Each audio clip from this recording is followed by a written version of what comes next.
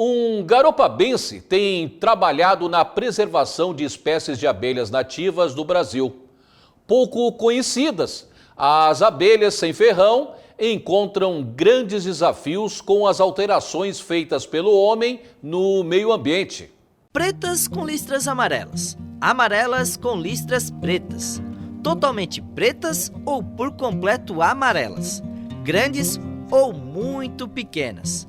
Essas são algumas das variedades das abelhas Meliponini, popularmente conhecidas como abelhas sem ferrão. Estas pequenas são velhas conhecidas dos povos originários do Brasil, que por muito tempo cultivaram várias espécies para a produção de mel. Por isso, também são conhecidas como abelhas nativas, indígenas ou meliponíneos. No mundo, a estimativa é que exista mais de 400 espécies de abelhas sem ferrão. Só no Brasil são 300 delas. Aqui nesse meliponário, localizado em Garopaba, são cultivadas 12 espécies em mais de 120 colônias como essas. O Meliponário Garopaba trabalha na preservação genética dessas mais variadas espécies de abelhas sem ferrão.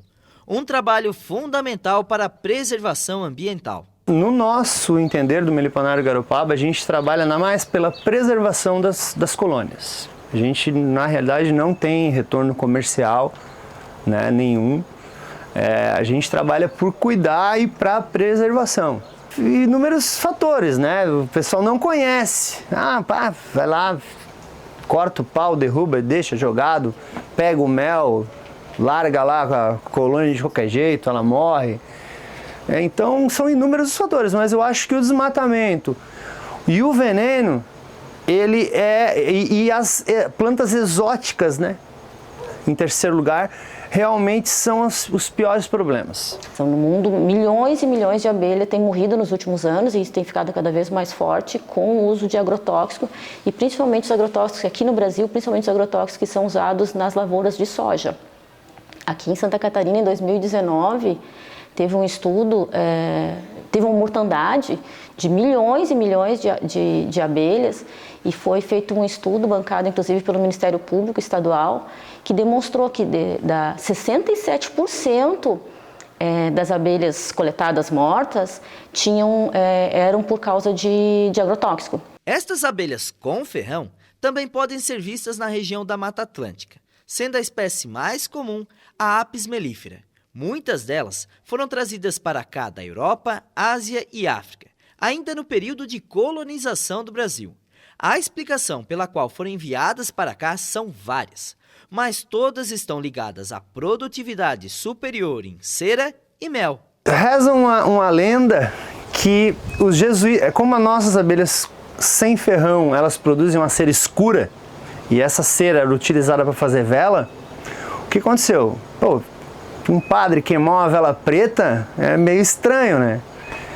E a Apis mellifera, que é a abelha europeia, ela fabrica uma cera clara, que daí eles começaram a fazer a vela mais branca, amareladinha, bonitinha. Por esse motivo, conta a lenda também que eles optaram por trazer as apis para cá, né? Mas quando se fala em produtividade, é apenas em quantidade. Porque quando se fala em qualidade, é que o sabor desse mel retirado direto da colmeia é impressionante. Mais do que aprovado. Aqui a gente tem mandaçaia, estimativa de produção boa, 2 quilos por ano. Aqui a gente tem a bugia, estimativa de produção boa, 4, 5 quilos por ano.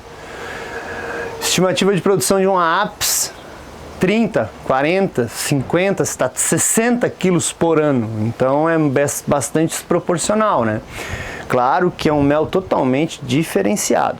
Não se compara um com o outro, né? Ele é um mel muito mais... Cada um tem sua característica, né?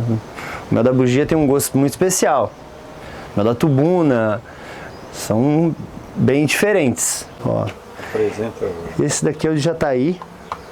Baita de um própolis. Medicinal ao extremo.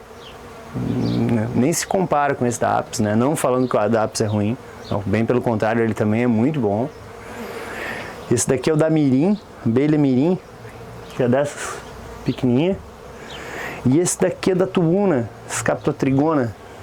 Tá? Esse daqui realmente tem estudos que é um dos mais medicinais do mundo. Isso aí está sendo estudado assim que isso cura muita coisa. Não vou te dizer quais ou o que, mas cara, tem estudos na Alemanha sobre esse própolis aí, sobre o mel da tubuna também. O pessoal daqui da Universidade de Blumenau está estudando, estão fazendo as pesquisas agora e tá para sair uma pesquisa nova aí que vai ser mostrado como ele é ótimo, cara. Nossa, o mel da tubuna, tu tá gripado, tu vai gripar, toma só uma colheradinha de manhã, mas duvido, não fica gripado, corta na hora. A todo momento, enquanto estávamos gravando, elas estavam ali com a gente e nós sem nenhum tipo de proteção. Além de não ter ferrão, essas espécies também não apresentam agressividade. Mesmo elas tendo mandíbulas que podem picar, desde que não ameace elas, dá até para pegar na mão. Não mexe com ela que ela não vai mexer contigo. É simples. A regra é clara. Não precisa ter medo, ela não vai te atacar. A não ser que tu for lá cutucar nela, né? Daí ela vai se defender, normal. Principalmente as apis, né? Se tu for numa colônia de apis, se tu ver uma caixa de apis no mato, alguma coisa, nem te aproxima, porque é um problema. É um problema grave, vai estar correndo risco de vida. Todas essas espécies possuem particularidades bem especiais, como, por exemplo, a ornamentação de entrada da colônia, que apresentam predominância das abelhas. Quanto maior a estrutura criada por elas, mais predominante é o grupo. Os materiais utilizados podem ser os mais variados encontrados na natureza, desde resina de madeira, terra ou a própria cera. A abelha vai lá na flor, pega o néctar. Chega aqui, passa para a boca da outra. A outra digere, passa para a boca da outra. E assim elas vão. E quando estiver no ponto, é depositado no pote. Todas as abelhas, sejam as sem ferrão como as com ferrão. As com ferrão fazem isso mais vezes ainda. Porque esse mel aqui, ele tem muito mais água do que o mel da Apis mellifera, que é aquele mel mais comum, né? Aquele lá, ele tem cerca, eu acho que é em torno de 18% de água, algo assim, não tenho bem certeza. Esse aqui é muito mais, a concentração de água é bem maior. Se eu falo a palavra abelha, é bem capaz que todas as pessoas pensem, já imaginem flores, né? Uma conexão rápida que a gente faz, né? E essa conexão não é à toa, porque faz parte de um processo da natureza de coevolução que plantas e abelhas evoluíram juntas, né? Principalmente as plantas que têm flores. As abelhas visitam as flores exclusivamente por dois motivos, né? Para coletar o néctar que ela leva para alimentar as abelhas adultas na colônia, e o pólen, né, que elas levam para alimentar quando são larvinhas ainda, e as abelhas jovens. E ao fazer isto, né, elas estão contribuindo com o processo de polinização de toda a flora, né? Provavelmente não existiriam florestas se não fossem os insetos e principalmente as abelhas, né? Claro que outros pequenos mamíferos também contribuem, mas as abelhas têm um papel fundamental. Em média, uma abelha operária vive em torno de 45 dias, mas em alguns casos pode chegar a 5 meses, sendo que a vida delas é dividida em duas fases. A primeira fase ela passa em torno de 20 dias dentro da colônia, exercendo funções internas. Depois, ela passa o restante dos dias na rua coletando material para a produção de alimento. E é nessa segunda fase que estão os maiores perigos, desde ameaças naturais de predadores, agrotóxicos ou a plantas que podem ser venenosas. Aqui a gente tem, né, a flor da espatódia, ou espatódia campanulata, que é o nome oficial dela, porque lembra uma campânula, né? E ela funciona, a flor, como uma armadilha para os insetos. Essa é uma flor que a gente pegou caída no chão, então não está tão viscosa ou com néctar, né, aqui abundante. Mas enquanto ela está na árvore, o néctar é super abundante, que forma aquela mucilagem, e ela funciona então como uma armadilha. Os insetos chegam aqui e ficam presos nesse néctar que é viscoso e não conseguem escapar. Então a gente consegue ver aqui por exemplo, tem tem pelo menos 5 indivíduos aqui dentro, 3 ou 4, 6, tem 4 formiguinhas e 2 tipos diferentes de mosquinhas. A gente não está vendo nenhuma nenhuma abelha, mas né, ela pega todos os tipos de insetos. Então eles ficam presos aqui e eventualmente se alguma outra animal se alimenta da flor, um pássaro, alguma coisa, acabam servindo de alimento para os outros animais também. E as abelhinhas que depois que visitam elas em busca do néctar e de pólen e conseguem voltar para sua colmeia, para sua colônia, acabam levando esse pólen que tem substância tóxica e que acaba afetando as larvinhas das abelhas na colônia. E elas morrem, né? Mais de 90% não consegue eclodir.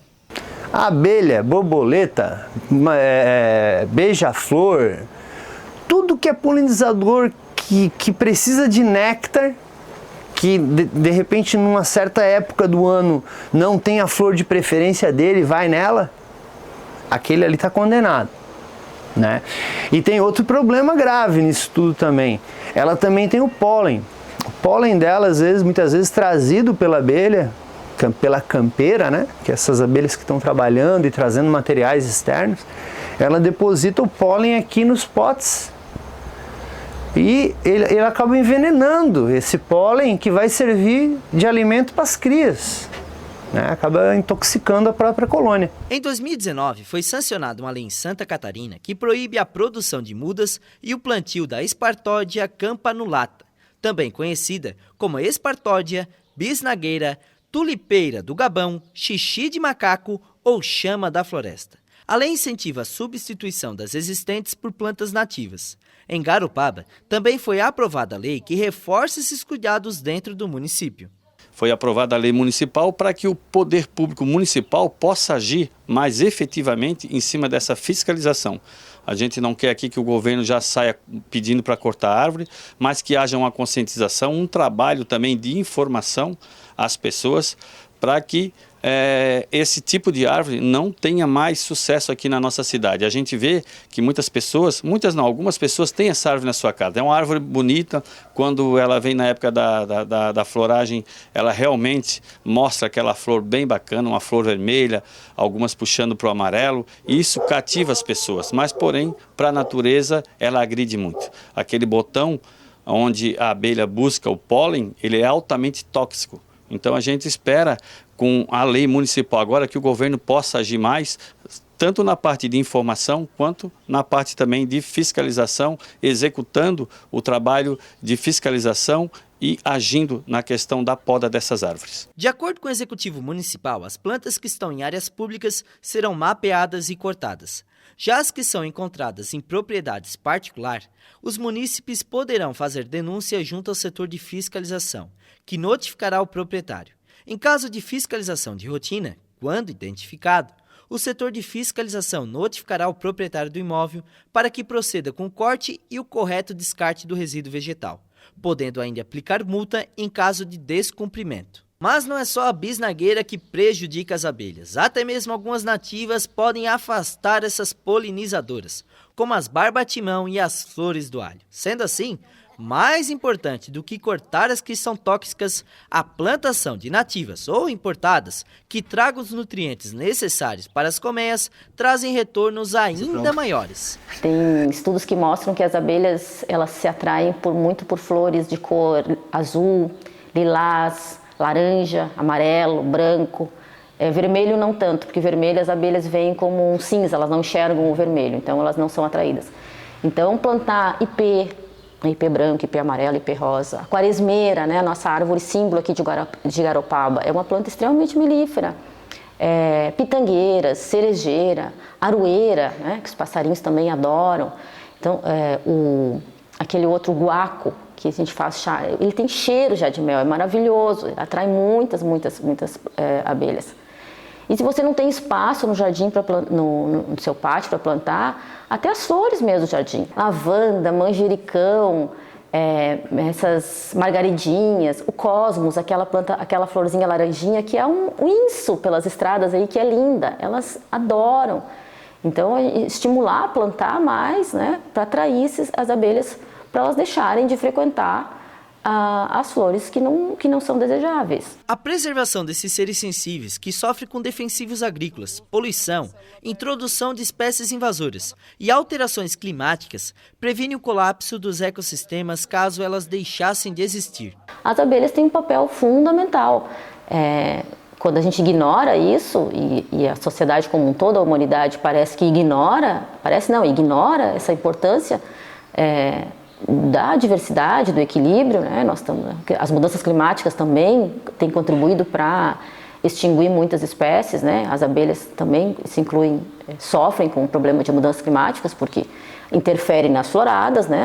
As árvores florescem em momentos diferentes e afeta todo o ciclo de vida das abelhas, né? Então, quando a gente interfere nesse ciclo em que as abelhas começam a morrer, seja por agrotóxicos, seja por problemas de plantas tóxicas ou por problemas de mudanças climáticas, a gente está, no médio e longo prazo, afetando toda a nossa produção, não só de plantas cultivadas, mas das nossas florestas naturais, que correm o risco de fenecerem, se não tiverem esse contínuo processo de polinização que as abelhas fazem esse serviço na natureza, de forma gratuita. E é um fato, se acabar as abelhas, acaba o ser humano. Não só o ser humano, acaba tudo. Acaba animais, acaba tudo. Porque não tem mais é quebrada a cadeia alimentar, né? A cadeia alimentar é uma pirâmide, né? Embaixo tá as plantas, né? Só que embaixo das plantas tá as abelhas, os polinizadores. Então tu começa acabando com as plantas, depois com os outros, e os outros, e os outros, e o predador no topo vai embora também. É simples. Acaba as abelhas, acaba o humano, acaba animal, acaba tudo. Não fica nada. E não tem conversa. Então por isso que tem que cuidar.